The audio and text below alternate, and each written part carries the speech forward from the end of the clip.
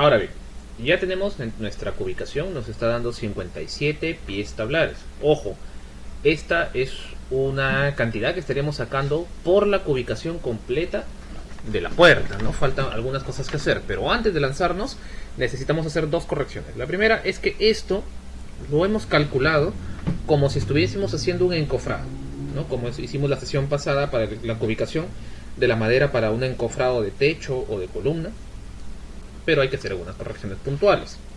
La primera es que no hemos tomado en cuenta a cuánto va a aumentar o va a disminuir según el proceso constructivo. Y entonces, para entender un poco el proceso constructivo, vamos a tener que revisar una pequeña imagen que es esta de acá, ¿no? Cuando nosotros elaboramos puertas apaneladas o puertas de madera en general, o cualquier otro elemento de carpintería de madera, las uniones nosotros las hacemos bajo distintos tipos de procedimientos. Y el más común, el más antiguo, el más común, el más resistente y también el más costoso es el que estamos viendo en pantalla, que es equivalente al llamado método de espiga y caja. Bueno, acá es un detalle muy particular, muy específico que le han hecho, pero por lo general la espiga y caja o espiga y mortaja consiste en lo siguiente. Lo que voy a hacer es, siendo esta una pieza de madera y siendo esta otra donde quiero que esta se una, si esto fuera un panel de melamine, no tendría problema, porque simplemente lo atravieso con un tornillo o perforo desde este lado con un tornillo, ¿no? En diagonal, los llamados uniones de bolsillo. Ya, pero en este caso con la madera eso no me genera una buena resistencia. Recordar que los elementos de madera, como las puertas, están sometidos a diversos tipos de esfuerzos que están relacionados con la torsión, el volteo, la palanca, entre otras cosas. Entonces ese tipo de uniones con tornillos no son muy adecuadas. La mejor unión es la unión con cola sintética o algún pegamento de polivinil acetato y que me genere una adherencia de mejor calidad. Entonces lo que voy a buscar es que penetre una de las piezas de madera dentro de la otra. Ahora, si esta pieza de la derecha fuera mucho más ancha que la de la izquierda, no habría ningún problema, entraría y ya. Pero normalmente en una puerta ambas van a ser de la misma longitud. Así que, ¿qué es lo que voy a hacer? Siendo esta la pieza, a ver, disculpando el dibujo arcaico, siendo esta la pieza de madera, lo que yo voy a buscar es hacerle una unión de esta naturaleza. Exagerando un poco la cosa, ¿no?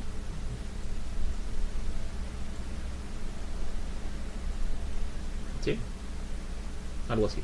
Y evidentemente al otro lado quedaría un hueco de las mismas características para que haga la unión, ¿no? Ahora, los carpinteros recomiendan, a ver, si siendo esta la unión, ¿no?, que me va a quedar acá, lo ideal sería que la espiga atraviese la totalidad del elemento, pero tendría un problema, ¿no? Recordar que la madera tiene tres caras. La cara, que es lo que estamos viendo ahorita, el canto, que sería la superficie de este lado, ¿no?, o podría ser la otra cara, y finalmente la testa. La testa o cabeza de la madera es donde se lucen o donde aparecen las pequeñas perforaciones tubulares de la madera propios de los canales por donde subía la veta, y ese es justo el punto donde la madera se expone y donde van a atacar las polillas, xilófagos, todo tipo de plagas.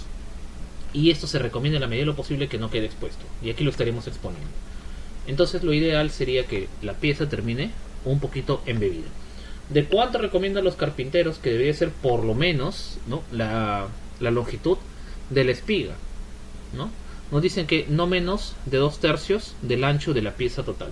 Entonces, por ejemplo, si esto tiene 6 pulgadas, como en el caso de nuestro larguero, ¿no?, lo que estamos haciendo, entonces la espiga debería tener cuanto menos 4 pulgadas, ¿no?, para que tenga una buena adherencia, un buen agarre.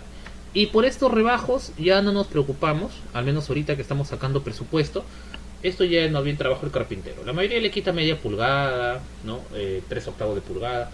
En realidad es indistinto, porque finalmente, y a lo que quiero llegar con lo que estamos haciendo, es que toda esta superficie de acá, si bien es cierto, no la vamos a utilizar, es material que nosotros compramos y material que se elimina. Entonces, la pieza de madera para hacer esta puerta no es esta, sino es la de acá, ¿no? ¿Cuánto quedamos? Si acá hay 15 centímetros, se mete, perdón, Si acá hay 15 centímetros, aproximadamente se mete 10 centímetros por aquí y aproximadamente 10 centímetros por acá. Un poquito más, un poquito menos. ¿Cuánto tengo en total ahora? 1 metro. 1 metro de longitud, ¿no? Lo que eran antes 80 centímetros se acaba de convertir en 1 metro, ¿no? Claro que también podría redondearlo y decir, no, solamente le voy a aplicar 1,5 pulgadas, perdón, 3 pulgadas de cada lado. Entonces acá, digamos, reduzco 2.5, entonces ya no está en el 2/3, sino en la mitad, ¿no? Sigue siendo una adherencia un poquito más pobre, pero lo redondeo, ni así, a 95 centímetros, ya es muy poco ya. Entonces, en todo caso, lo tendría que aumentar para que llegue a una longitud múltiplo del pie. Entonces, a ver, le voy a agregar 1 pulgada más de cada lado. Ojo que todavía no llega hasta el otro lado, porque quedamos mínimo 2/3 del ancho de la pieza de madera, ¿no? Entonces, esto tiene 15 centímetros y yo le estoy agregando de espiga de cada lado 12.5, 5 pulgadas. Que siendo honesto es un montón, es bastante grande ya. En realidad, bien grande. Bueno. ¿Y cuánto tendríamos en total? 1,05 m. ¿A qué equivale 1,05 m? A 3 pies y medio, ¿no? Esa sería mi primera condición. Entonces todos los largueros los voy a aumentar a 1.05 metros, ¿no? Entonces acá regreso a mi tabla. Y acá, en mis peinazos, disculpen, los peinazos, en lugar de 2.66, ahora ¿cuánto tienen? ¿No?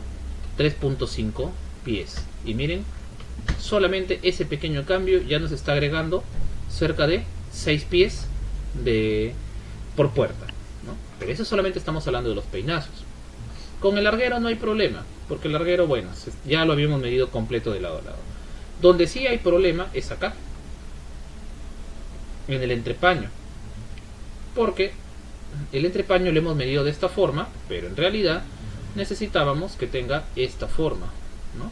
Aproximadamente media pulgada metido alrededor de todo. Esa media pulgada es el encastre que no medimos hace rato, pero que estaba bastante claro acá, ¿no? Porque el entrepaño lo hemos medido de acá para acá, pero la pieza de madera está embebida acá.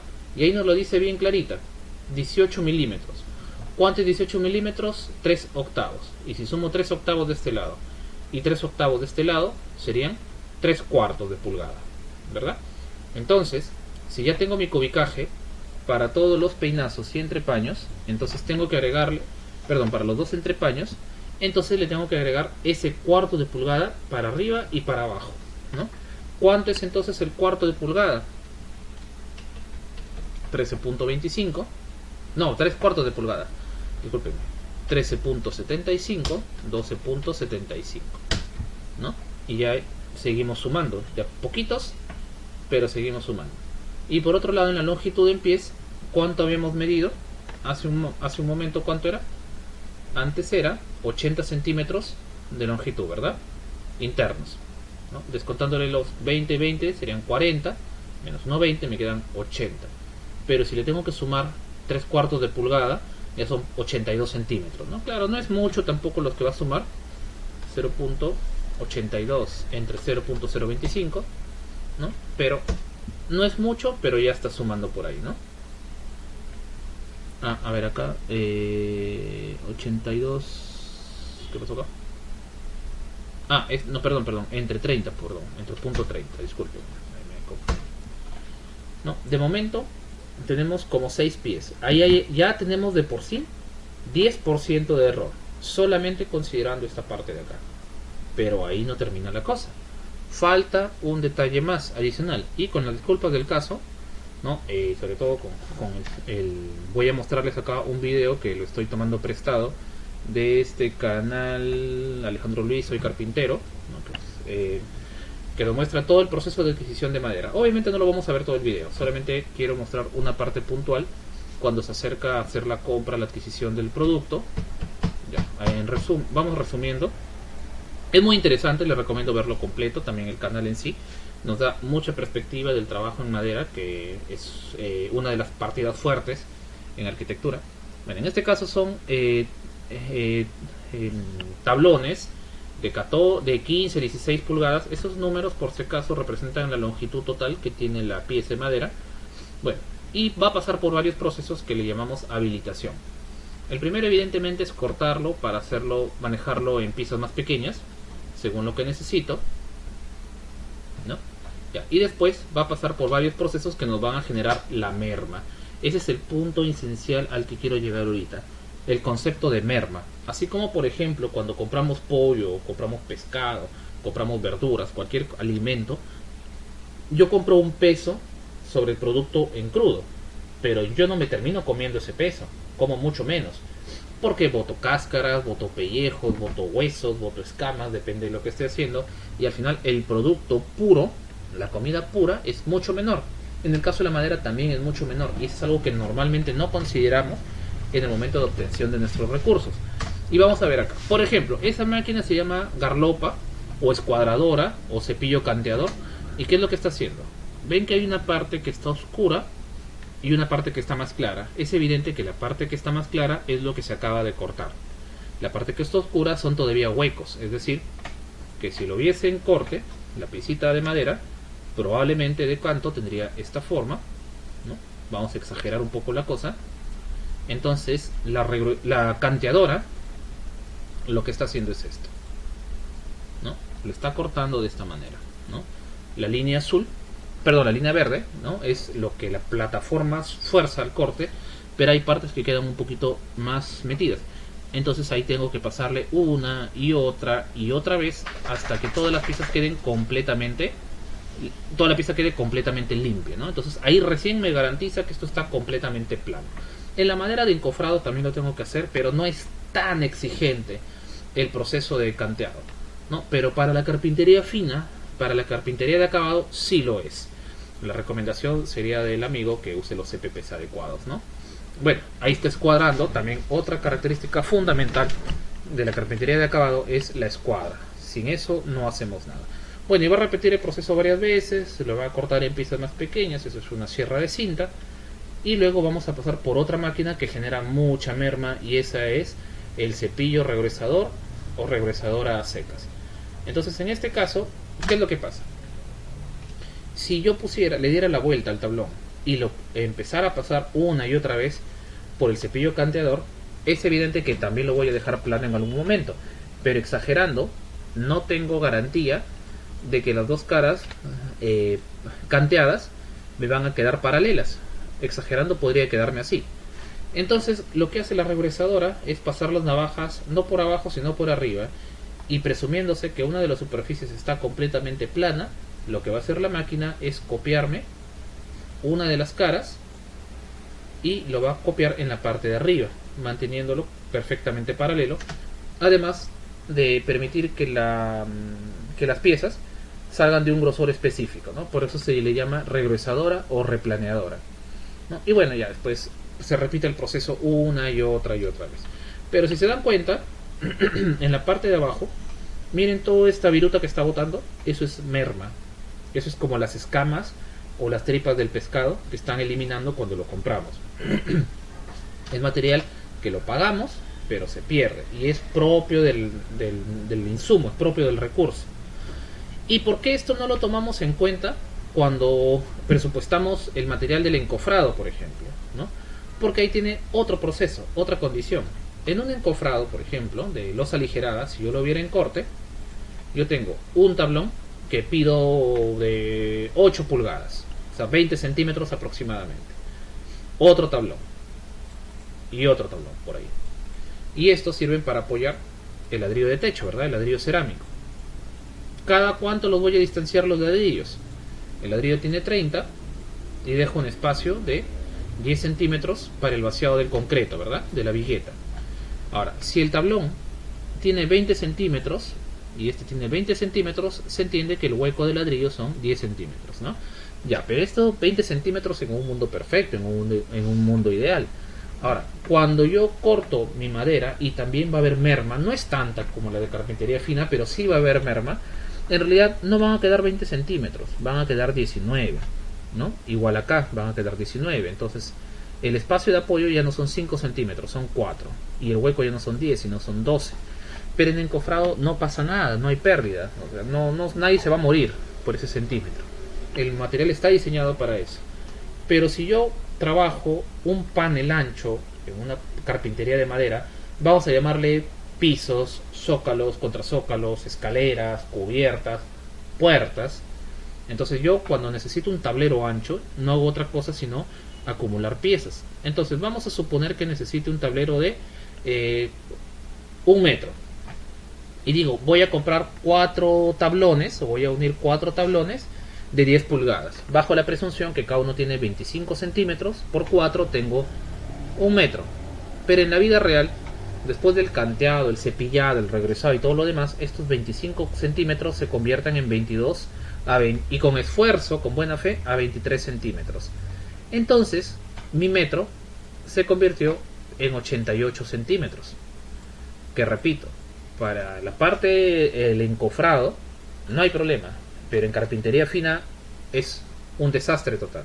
Y así fuese 1 centímetro de error, sería un desastre total, porque en el acabado sí se nota. Entonces yo tengo que considerar que mi material va a sufrir una merma de aproximadamente del 10% de su espesor, ¿no?, para generar este tipo de condiciones. Y mientras más gruesa es la pieza que estoy buscando, mayor es la merma, por el proceso de que se deforman y todo lo demás. ¿Ya? Ese es un punto que tenemos que tener en cuenta, ¿no? Incluso, rápidamente, y para no hacer larga esta parte, podemos ver, incluso en las tiendas por departamentos, donde podemos comprar madera ya dimensionada, yo puedo ver que, por ejemplo, si pido y compro una pieza de 2 por 4 pulgadas, teóricamente recibiría un listón de 5 por 10 centímetros, pero en la vida real recibo 41 por 90 milímetros. O sea, he perdido 9 milímetros de este lado y 10 milímetros de este otro lado. Y reitero, ese es un proceso normal, es la merma, porque nosotros compramos la madera en bruto y hay que volarle esas piecitas de los bordes. Esto en los tableros de melamine, por ejemplo, o de AAA, no es tan así, pero aún así hay pérdida. Por ejemplo, un tablero de melamine, un tablero aglomerado de partículas de mediana densidad con acabado melamínico, frecuentemente llamado por los amigos melamine, tiene alrededor de, tiene 244 centímetros por 214 centímetros. Pero cuando lo pasamos en los aserraderos, lo primero que hacen los operarios de corte, ¿qué es lo que hacen? Le cortamos 2 centímetros en todos los bordes. ¿Por qué? Porque normalmente, como es la parte que está en contacto con el suelo, la arena, se despostilla, se golpea, es básicamente material que no sirve. Así que los operarios melamineros, los diseñadores de interiores, los carpinteros de tablero, siempre consideran al tablero no de 244, sino de 240 por 210, por lo general, ¿no? Por lo general, ¿no? En la madera es igual. Entonces, acá es lo que tenemos que cuestionarnos. Cuando me dicen acá en el detalle de que esta pieza tiene 6 pulgadas de ancho, yo tengo que preguntar, ¿tiene 6 pulgadas en bruto o 6 pulgadas terminados? Ahí me cambia toda la figura. Porque si tengo tolerancia y me dicen, no, son 6 pulgadas en bruto, entonces yo puedo tolerar que esas 6 pulgadas en bruto se puedan convertir en 14 centímetros, entonces normal. Acá lo presupuesto como una pieza de 2 por 6 pulgadas. Sin embargo, el entrepaño tendría que crecer. Ese centímetro que ha perdido abajo y ese centímetro que ha perdido arriba, o sea, 2 centímetros, alrededor de 3/4 de pulgada, este cuarto que ha perdido y este cuarto de aquel, lo tengo que colocar a este elemento. Pero si estoy hablando de dimensiones terminadas tal cual, entonces, si yo quiero obtener al final 2 por 6 pulgadas, en la vida real, esas 2 pulgadas las tengo que cotizar como 2.75 pulgadas, o 2,5 pulgadas, perdón. Y las 6 pulgadas tienen que ser 6,5 pulgadas, por lo menos, si es que no más, si es que no 6/3 de pulgada. Más o menos la merma es alrededor de 3 octavos a... 3 octavos a media pulgada por cada 2, más o menos, ¿no? Pero bueno, lo podemos considerar como media pulgada por lado para efectos prácticos, ¿no? Entonces a lo que quiero llegar es que si es que quiero cotizar que estas sean mis dimensiones finales, terminadas, sin objeción, a todos los anchos y los espesores les tengo que agregar su media pulgada del lado. Y vamos a ver la tremenda diferencia de material que va a haber en este caso. Por supuesto, ¿no?, que en la práctica la merma no es tanta, ¿no? Porque ahí se pueden piezar, se aprovechan algunas cosas, pero realmente si quisiéramos ver un verdadero piezado, la cosa va por acá, ¿no? Entonces tenemos 13.25 y de la misma manera acá hablaríamos de 3 y de 2.5, 2.5, 2.5. Si quiero algo de 3/4 de pulgada, acá sí 1 pulgada, 1/4 nada más.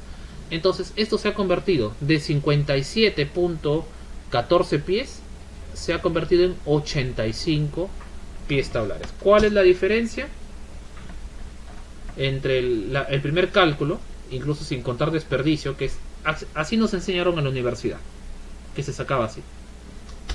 ¿Cuál es la diferencia? 33 pies. Si esta puerta fuera de madera cedro, por ejemplo, que es una madera fina para acabado, tendría este problema. ¿Cuánto me cuesta actualmente el pie de madera cedro? Alrededor de 14 soles, ¿no? Más o menos. Moneda para acá. Entonces, estaríamos hablando de una diferencia de 468 soles de error por puerta solo en materiales. ¿Cuánto me cobra normalmente el carpintero de, valga redundancia, de carpintería fina? Alrededor de 2 veces el precio de la mano de obra. Entonces estos 468 soles se convierten en 1400 soles de error por puerta, ¿no? Tengo 10 puertas, son 14.000 soles de error, solamente por ese pequeño detalle que no consideré. ¿Y cuál fue mi error? Tratarlo a esta partida como si fuera un encofrado. Bien, hacemos la rectificación entonces.